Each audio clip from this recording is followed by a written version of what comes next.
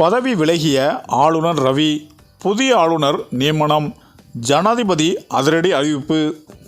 அதாவது தமிழக ஆளுநராக ஆர்.என். ரவி 2021ஆம் ஆண்டு செப்டம்பர் மாதம் பதவியேற்றுக் கொண்டார். அதன் பிறகு ஆளுநருக்கும் ஆளும் திமுக அரசுக்கும் இடையே பனிப்போர் நிலவி வருகிறது. மேலும் சட்டமன்றத்தில் அரசு நிறைவேற்றி அனுப்பும் மசோதாக்களுக்கு ஒப்புதல் தராமல் ஆளுநர் கிடப்பில் போட்டார். இதனால் மோதல் வெடித்த நிலையில் ஆளுநருக்கு எதிராக தமிழக அரசு வழக்கு தொடர்ந்தது. அதே சமயம்தான் பேசும்போது மேடைகளில் ஆளுநர் ரவி தமிழக அரசை வெளிப்படையாகவே விமர்சனம் செய்து வருகிறார். இதற்கு திமுக தரப்பில் காட்டமாக பதிலடிகளும் தரப்பட்டது.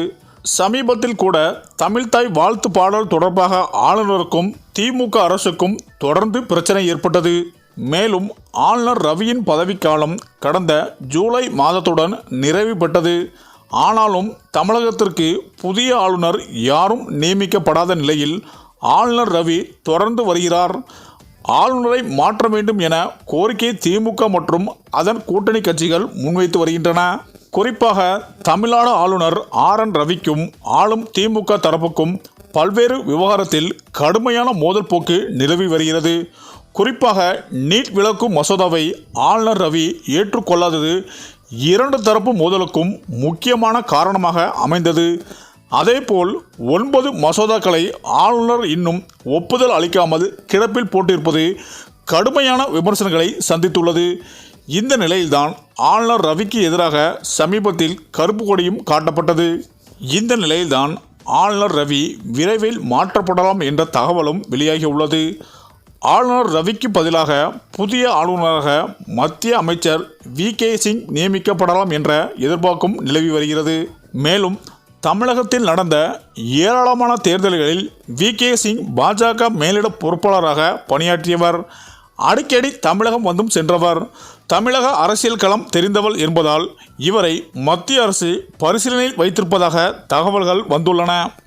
அதேபோல ஜம்மு காஷ்மீர் துணை நிலை ஆளுநர், கேரளா மற்றும் உத்தரப்பிரதேச மாநிலங்களில் ஆளுநர்கள் மாற்றம் செய்யப்படலாம் என்ற தகவலும் வெளியாகியுள்ளன.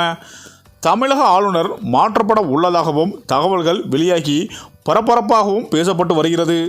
மேலும் இந்த சூழ்நிலையில்தான் தமிழகத்திற்கு புதிய ஆளுநராக மத்திய அமைச்சராக பதவி வகித்து வந்த வி.கே. சிங் புதிய ஆளுநராக நியமிக்கப்படலாம் என்ற தகவலும் வெளிவந்து கொண்டிருக்கிறது.